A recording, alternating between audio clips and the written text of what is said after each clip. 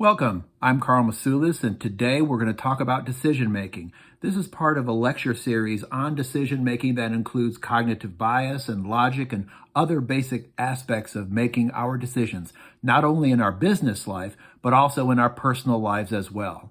I'm a physician and scientist and an educator, and it is my pleasure to be part of Masulis Group for these 21 years and to help to contribute to the educational mission and consulting mission. So what are our pillars of decision making? First, we gather the data. We figure out what is the data that's important for us to make this decision.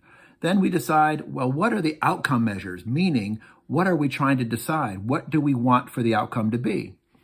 We do our data analytics. We apply logic, and we're going to talk about that in another lecture in quite some detail. We consider the options that we anticipate we could use. We always have a contingency analysis. That means, what do I expect is going to happen if I make this decision or if I make that decision? And then we make the decision and we see what happens. We do our analysis after the fact, and then we see what kind of errors we made in that post hoc analysis. Right, so, that's the overview of how we should make decisions. How do we generally make decisions?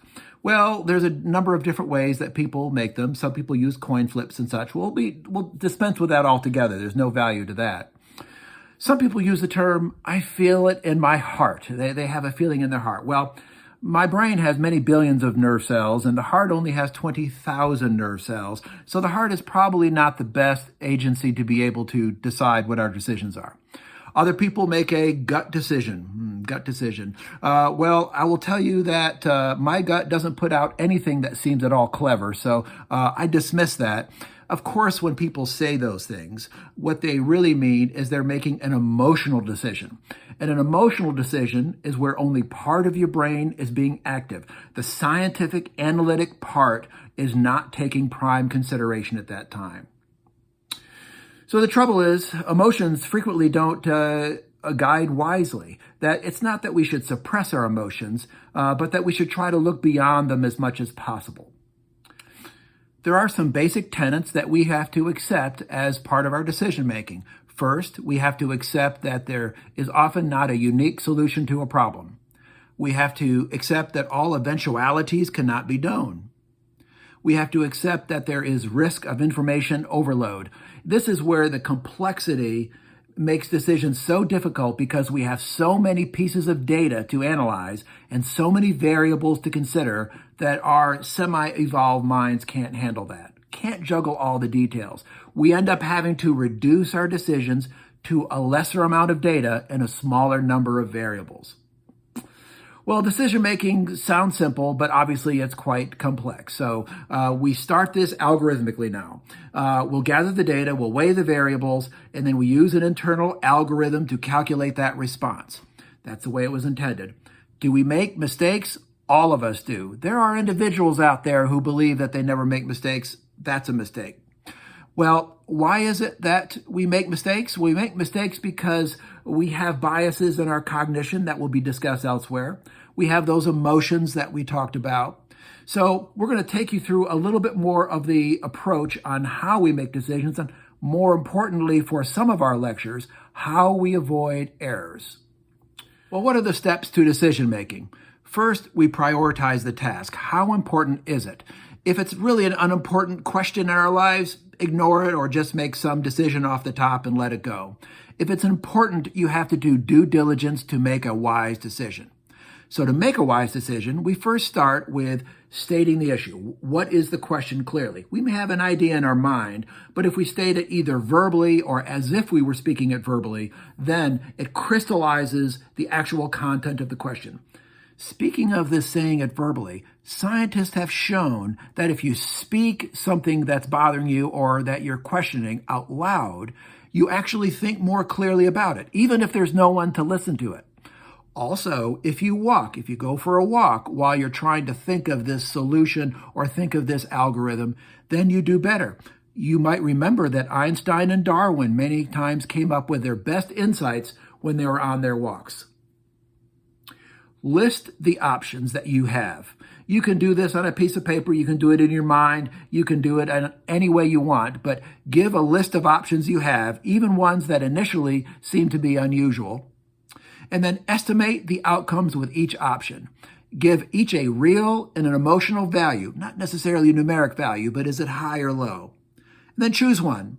And then depending upon the type, you may be able to choose a backup plan. So if this doesn't work, then that might work subsequently.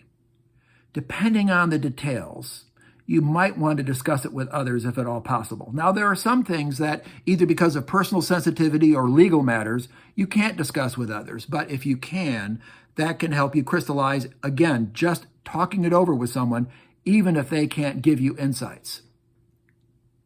Well, after the decision, what do? You monitor the results and you see how you did. So you can see whether your method of making the decision was a good one or not.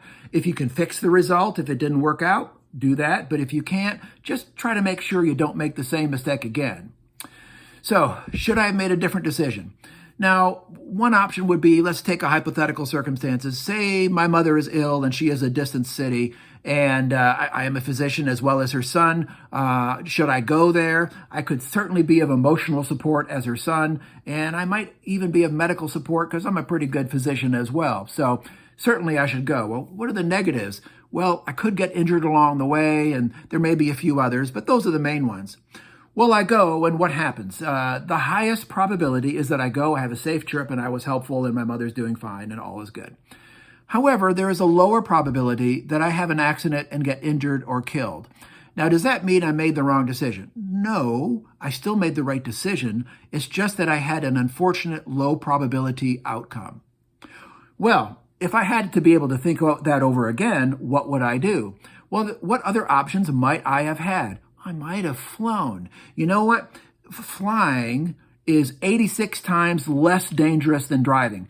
For going a specific number of miles, you're 86 times less likely to get killed if you fly than if you drive. So maybe I should have driven.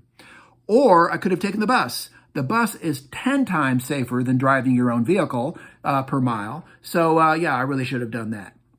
So there are other options. We should always think about those. And I should have thought about those other options before I actually embarked on that mission. Well, what are we going to focus on in other lectures? Well, we're going to talk about cognitive bias, and we're going to have a number of lectures in cognitive bias. Groupthink, such as assuming that the majority is right. Anchoring, where we tend to cling to our previous decisions and beliefs. Loyalty, some is good, but some works against us. Framing, where we present scenarios with a spin. Implicit bias, which is one that I fear the most. That's where we have prejudice. And we don't necessarily mean racial or gender prejudice. We mean prejudice in terms of our thought processes on certain topics. Confirmation bias. We have made lots of right decisions, so we begin to think that we can't be wrong. Overconfidence. We tend to overestimate the odds of ourselves being right. Explicit versus tacit knowledge. Explicit is where I know knowledge through this research or this education. That's great. Tacit knowledge. This is knowledge that I'm not sure how I exactly know it. Now, one example might be rules of grammar. Well, I probably learned that, but I tend to use that. Another would be social rules, and that's what I'm specifically talking about here. Like there are things that I might not say to visiting a friend who's ill in the hospital. Well, hopefully with these lectures, we'll have a better idea of all of us how to make good decisions. And I'm going to close with a cautionary tale, a lesson from our friends in the intelligence community. Listen to the little voice. This is not the gut. This is not the heart. This is a little voice, a parallel processor that is making a judgment based upon data that we can't quite enumerate. If one time I was asked by a friend to make an investment into a big development he was putting together. He needed one more investor in order to be able to close that deal. Okay, he's my friend. I've vacationed with him and I've done things with him, so I invest and I lose all of my money. He does as well. Well, there was a little voice at the time that told me that something was wrong and I shouldn't do it. Being the scientist that I am, I thought, well, why shouldn't I? The numbers look good. The odds are good. Chances are it'll work out fine. but it turns out that there were some red flags that I had ignored at the time. That's one of those cognitive biases. He was my friend. However, that little voice picked up on that and sent me a signal that I ignored. So, as a physician and a scientist, I know I will make mistakes. I don't want to make the same mistakes again. I'll listen to that little voice next time. Well, thank you so much for watching, and look for other talks in this theme as well as updates. And we really appreciate constructive feedback and suggestions to Masulis Group Media and Communications. Thank you so much for your time and attention, and I'll see you next time.